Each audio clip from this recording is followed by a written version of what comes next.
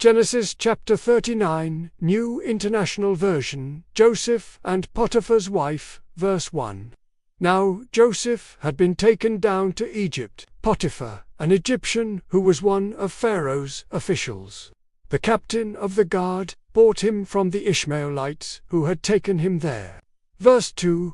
The Lord was with Joseph, so that he prospered, and he lived in the house of his Egyptian master. Verse 3. When his master saw that the Lord was with him, and that the Lord gave him success in everything he did. Verse 4. Joseph found favor in his eyes, and became his attendant. Potiphar put him in charge of his household, and he entrusted to his care everything he owned. Verse 5. From the time he put him in charge of his household, and of all that he owned, the Lord blessed the household of the Egyptian because of Joseph.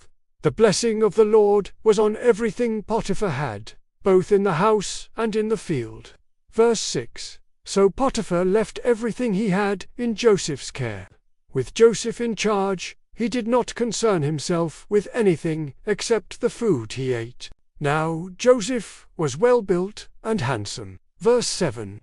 And after a while his master's wife took notice of Joseph, and said, "Come to bed with me." Verse 8. But he refused.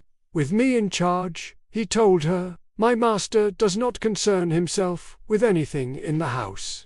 Everything he owns he has entrusted to my care." Verse 9. No one is greater in this house than I am. My master has withheld nothing from me except you, because you are his wife.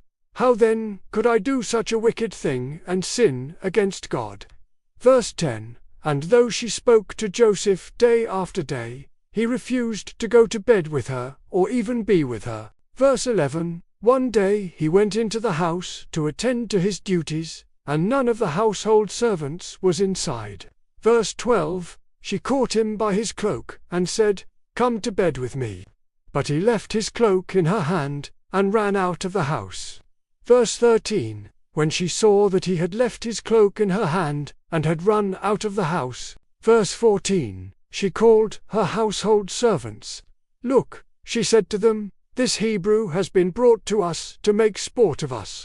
He came in here to sleep with me, but I screamed." Verse 15. When he heard me scream for help, he left his cloak beside me and ran out of the house.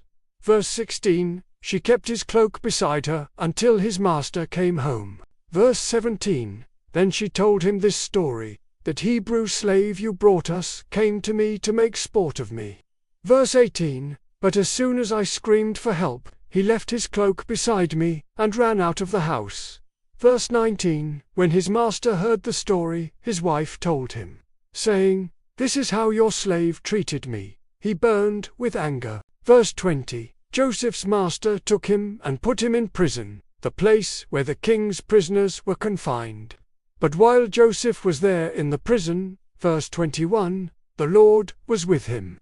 He showed him kindness and granted him favor in the eyes of the prison warden. Verse 22. So the warden put Joseph in charge of all those held in the prison, and he was made responsible for all that was done there.